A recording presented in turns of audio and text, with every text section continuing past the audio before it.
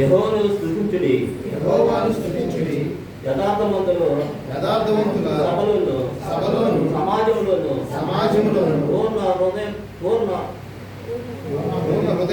పూర్ణ హృదయముతో నేను యెహోవాకు కృతజ్ఞతాస్తుతులు చెల్లించెదను. యెహోవా క్రియలు గొప్పవి, వాటి యందు ఇష్టము గలవారందరూ వాటిని విచారించుదురు. ఆయన కార్యములు మహిమ ప్రభావము కలది. ఆయన నీతి నిత్యము నిలకడగా ఉండును. ఆయన తన ఆశ్చర్య కార్యములకు జ్ఞాపకాంత సూచనను నియమించి ఉన్నాడు. యెహోవా దయాదాక్షిణ్య పూర్ణుడు. తన యందు భయభక్తులు గలవారికి ఆయన ఆహారం ఇచ్చి ఉన్నాడు.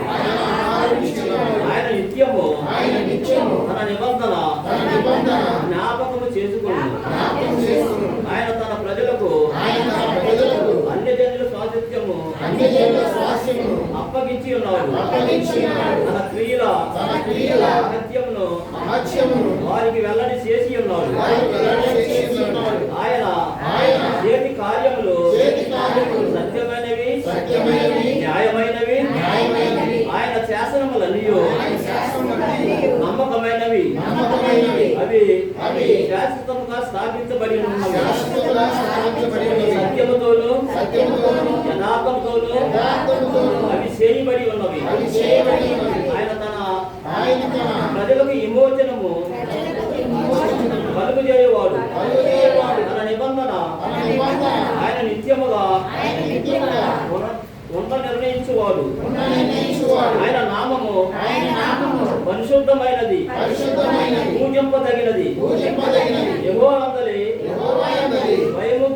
భయము జ్ఞానమునకు మూలము.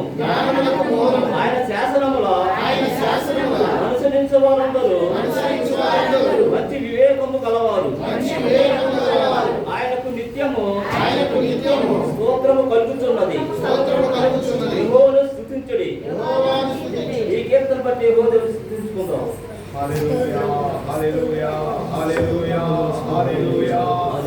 తండ్రి మీకు స్తోత్రం స్తోత్రం స్తోత్రం స్తోత్రం. తండ్రి మీ న్యాయము నిత్యమైనవి ప్రభువా. హల్లెలూయా. కృతజ్ఞత మీకే